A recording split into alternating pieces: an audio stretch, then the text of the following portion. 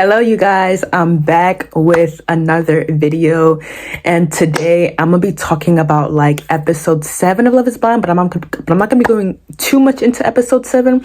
I'm gonna be mainly talking about Hannah and Nick D. And honestly, something just reminded me, like I think some of my college friends, they live in DC, and I was like thinking about hitting them up to see like how is like DC with like all the men. Like I had like two girls that went to my high school who like goes to like colleges in DC, and I was like wondering, like, should I hit those people up to see what the men are like in DC to predict like what's gonna happen on wedding day? Because it's just like one minute I'm hearing some tea that like only two couples make it to the altar, and then Netflix like literally fooled me and like kind of showed me like the complete opposite of like what people were saying about like spoiler alerts of like what was gonna be happening in episodes 7, 8, 9. Because to be quite frankly, it just seems like that for the most part people are good. I don't know. And I'm honestly scared that like a lot of drama might come up like next episodes. But today we're going to be focusing mainly on Hannah and Nick D. And honestly, I just have a lot like to unpack about specifically those two couple. I mean, I said those two couples. Those couples, it was shocking to me. I'm sorry, but like it was shocking to me when I kind of like was just watching them. I don't know. Like I was watching them, and whoever did a spoiler alert and was predicting who gets married and who doesn't get married, they better be right. If you know what I'm talking about, you know. If you know, you know. But we're gonna talk about Hannah and Nick D, and honestly, I don't think Hannah and Nick D are really good for each other. Simply due to the fact that like Nick D is still living with his parents and he's on a marriage show, which I mean, I guess is fine. But then you have Hannah like judging Nick D about like the whole situation. So like if you like watch episode 7, like they come home from vacation, and Hannah and Nick D go to their shared apartment, and Hannah's like cleaning a lot, and I'm like, does Nick ever clean? Like, to me, that was just so suspicious. But basically, you have Hannah and Nick D at the apartment, and like, they're cleaning, whatever, like that. And it's just, quite frankly, I think Hannah and Nick D, they go for a sit down. They're talking about finances, and shockingly, like, Nick lives with his parents. His parents is paying for his phone bill. His parents is paying for his car insurance. So it's like he lives with his parents. So like his parents kind of like pay for his stuff to like help him out, which I know what that's like. But now I honestly don't think that Hannah and Nick D make it to the altar because literally like of that situation. And also plus of like they had a fight in the preview. But like stuff is about to get real serious like next episodes. But like Hannah and Nick D, I was like, yeah, they're not making it to the altar. And I was talking about this with someone else like yesterday, and I was just like, yeah, we were both like, yeah, like they're not making it to the altar. I could just already tell like Nick D was like fronting at Hannah like, oh, so like Hannah was like, oh, I'm not living in like your basement apartment like right after, like if we get married or whatever like that, I'm just gonna be moving into your apartment, right? And like she was just so turned off. Like the chemistry with Hannah and Nick D is just not really there for me. Like I don't know what it is, but the chemistry with them is just not there. Like also like it's like a lot they need to talk about, which I believe they'll get through. I think they'll get through that situation. Like, I think they'll get through, like, the finances part, quite frankly, because, like, it didn't really seem to, like, bother them after episodes. But then I was watching the preview, and it was, like, so I don't know if Katie comes back into this show, I guess. I didn't think Katie would, like, make it in, like, the next episodes. But I saw Nick D, like, talking to Hannah, like, oh, you know, like, you're very pretty, you're very attractive, whatever like that. And like Nick D was like, wow, like, but like you were kind of like my first choice. Why didn't they air like the love triangle with Nick D and Katie then? Like, that's what I'm confused about.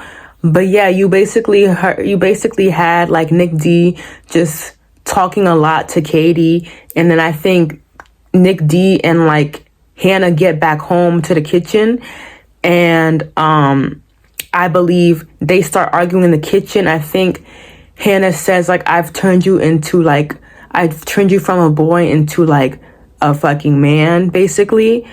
And so it's just kind of weird to me as well. Like, I honestly, I do not think that Hannah and like Nick D will make it through to the altar. Like, I just don't see any chemistry. I don't see any chemistry to them, like, at all. Like, I don't know why, but like something is just off. And I think that like stuff is gonna boil over like later episodes, and Netflix better show me like what they said like that they were gonna be showing me. Cause I'm just like, are we sure like they make it? Are we really sure like they really make it or not? Like, I just think only 2 couples will make it to the altar. And I think those couples are Garrett and Taylor, and also Tyler and Ashley. Now, I'm not going to say what they say because I already know what happens about like who says what and stuff like that. Who else I want to I want to talk about I also want to talk about Ashley. No, not Ashley. Tyler and his like alleged kids. So apparently, allegedly, we find on the internet, literally like outside of the show, that, and this is why Netflix needs to drop all the episodes of Love is Blind. So basically we find out that like Tyler has 3 kids, and I think it's like either 1 girl or 2 boys, or 2 girls and 1 boy. And so basically Tyler has 3 kids. We find out all over the internet, and all of his exes are basically coming out and like airing out all his drama of like what they think about him. And quite frankly, I don't know, but either the exes are lying, or like not Nick, or like this is what really happened between like Tyler, him having the 3 children and stuff like that. I don't know. That I also find that suspicious. And so I think episode 9, we find out that like Tyler has 3 children or whatever like that. And you have everybody, like all the exes, like coming out about like how Tyler was a liar, a thief, a stealer. He had like unpaid bills. He had like unpaid rent. And I was pretty shocked by reading that. And then I heard allegedly that like he owes like his ex that like he dated like before the show, like I think it was like $8,000, because the ex lended him like $10,000 and he only paid back $2,000.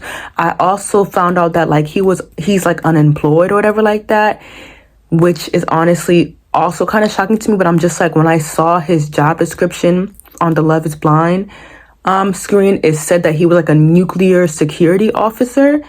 So now it's just like, how do you go from a nuclear security officer to being unemployed? But then Jessie Woo, I was actually going to watch the podcast of Nick Val Files, but like Jessie Woo pulled up, I'm going to watch that podcast as well.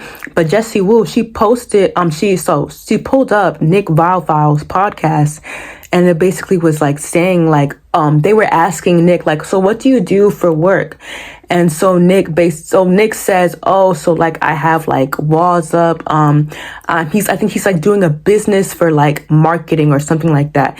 And so he's doing a business for marketing, something like that. And so I don't know if the business is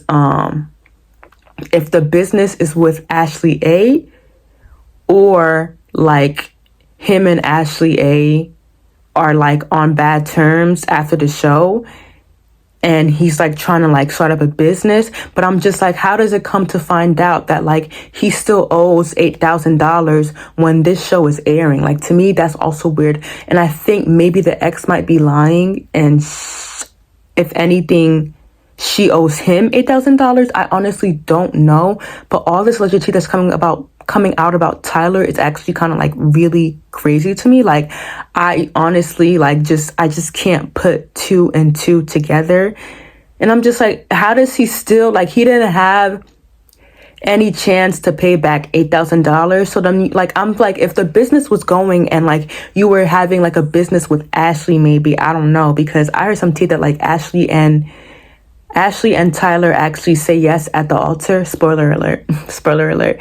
But yeah, but I'm just like, my thing is that if they they are still together till this day, either they're doing a business together, because also I think Ashley is also under the marketing field, and Tyler is also under the marketing field as well.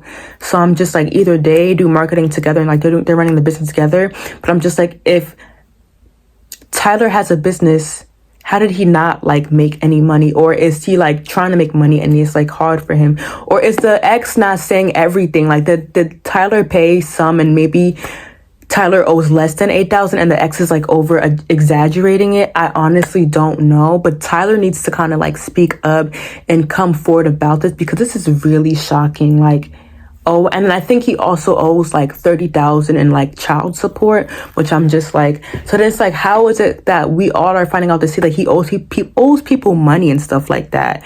And like, so then you didn't have a year to like kind of pay it back. Like, I think like, I would think that in a year, like you would have money to like pay it back at least, and like still be with Ashley. Or maybe did Ashley and Tyler like break up right after the show? Like, right after they got married and got a divorce? I honestly don't know, but I'm gonna do some research. Next, we're gonna go on to Monica and Steven. And honestly, I think Monica and Steven, I'm gonna just blame them both. They were never compatible to begin with. I never saw the chemistry with them at all. Like, I never saw the chemistry with Monica and Steven, like not one bit, not 1 ounce. Like, it just didn't make sense to me. Like, I don't know. It was just like, so if you watch like episode 7, the episode kind of like shows the episode shows Stefan and Monica eating at like a Mexican restaurant, and they kind of like have this outside view. And so you have Stefan talking, and then you have Monica talking, and she's like, babe, like, I want you to buy me flowers. I want you to buy me flowers and stuff like that. And then Steven is just like, oh, like, I'm trying to, but I just can't. And then I think Steven's like, oh, like, I forgot to buy you flowers, or like, I just can't buy you the flowers. And I'm just like, if she asked for flowers, you would have already brought it, like, I don't know, like right when you guys got into like real life, So it was just that was also a weird aspect. But yeah, you had Monica kept saying like, oh, like, you haven't brought me flowers, Stefan. And so then apparently like Stefan was like, oh, like, I just can't get you the flowers, or like, I forgot to buy you the flowers. And so I was like, oh, he's using that excuse because he is literally unemployed during the show. And honestly, like, a lot of people were like unemployed during the show, which is Hannah. Honestly, I'm honestly here for Hannah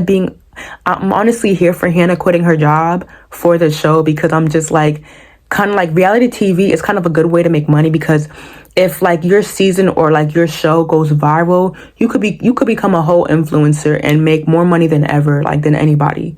So I'm like, I'm kind of here for Hannah, like, to quit her job for the show. But like, yeah, so basically Steven is unemployed, and so like he just couldn't find any time to buy Monica flowers. And so like they kind of get a little bit heated over that. Monica kind of just like nudges like Stefan, like, oh, like, you need to buy me flowers. Which, in my thing, I'm just like, if you like, my thing is just like, Stefan is unemployed, so it's just like, why are you requesting him to buy you flowers? Why are you expecting him to buy you flowers? He will buy you flowers when he has the time and money. I think that's what I think. I don't know, from personal experiences.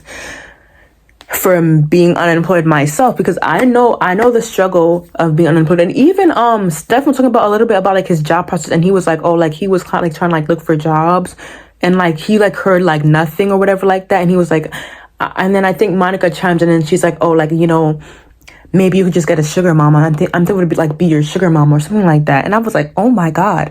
And then she was like, you know, I got everything, you know, I pay for everything, whatever like that. And then you had basically Monica constantly requesting for flowers, for groceries, for wine. I'm just like, you know, the dude is unemployed. So I think this is kind of up to you. I think this is like kind of, and I think a lot of people on this season have a lot of financial problems, which is also kind of weird to me. Like, that's honestly just super weird for me. I'm honestly going to do like another video as well. Once I like watch all like the wedding episodes and stuff like that, I'm going to do another video like divulging really into like all the couples and like what went down and stuff like that. But yeah, like literally like you have Monica just budging Steven, like, get me the flowers, remember to get me this. But I'm just like, Stefan is unemployed.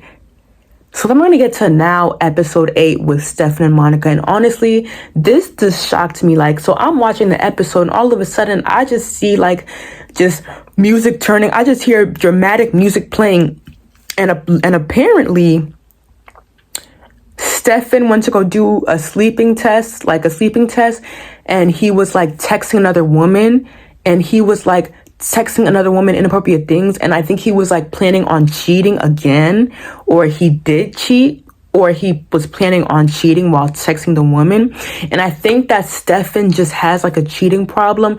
And honestly, Monica just went bizarre on him. Like, you had Monica, and so then the episode literally ends with like Monica and Taylor literally like talking and being like, and Taylor, you have Taylor comforting Monica, like, oh my God, like, it's gonna be okay, like, it's gonna be okay, whatever like that. But I think Stefan had the intention of cheating on Monica, and I think that Stefan has a problem. And then Monica tells Stefan, like, so you pretended to be married, you did the show, you did the show for what? And like, you did the show to like waste me. And then Monica requests Stefan to Venmo her. So Monica requests Stefan to Venmo her, and I'm just like, are you sure you want to Venmo her? Because Monica is unemployed, but I think Stefan maybe had some savings or whatever like that. But that was super dramatic to me. So I'm just like, so did Stefan really put a whole fake game on the show? And even someone clocked Stefan trying to like, Stefan potentially being somebody like Trevor. And I think they exceeded that way very, very, very, they guessed very, very well. I think Stefan is 100% a Trevor, simply due to the fact that like, just you, like, I think a lot of people just come on this show with the wrong reasons. But I'm just like, if you're gonna come on the show with the wrong reasons, keep it on the low and just say no at the altar, or like just break off things respectfully. You don't have to go cheat or like have a whole girlfriend while on the show. I think that's where I'm going. But basically, Stefan had pretended to like be married, or like pretended to want to get married on the show, I believe. And I think basically Monica, the reason why Monica requested Stefan to Venmo her, because like Stefan put Monica through all this. Basically, Stefan wasted Monica's time. So Stefan wasted Monica's time. And I think that like while they were together during the show, Monica was paying for everything because Stefan is unemployed, I think. And I think maybe Stefan, all he had was like his savings. So I think Stefan was like unemployed, so Monica was like paying for everything. And I'm just like, so Monica wasted all that money on you. So Monica did all this just for your fakeness. That's actually kind of shocking to me. That's kind of pretty shocking to me. Like, I just don't like it, honestly. These like upcoming episodes, like, they were really not. I think a lot of people are like really like gossiping way too hard about this season, because I literally heard that like we were gonna see a lot of couples like falling off like these past episodes. But I think for the most part, like, the couples are good. I am going to get into Mariska, her mom, and Ramses like another time. Maybe I'm gonna go dissect that. But I'm gonna dissect the couples one by one once I see the real drama. I'm gonna be doing like the behind the scenes drama with this Love Is Blind season, but I think I'm gonna be dissecting each couple one by one once I get the real drama, and then I'm gonna recap the reunion as well. But I'm honestly I'm now on the edge of my seat for like the next episodes. I really hope the next episodes are kind of like juicy so that I know what people were gossiping about all these people and all these couples are is actually kind of just like true.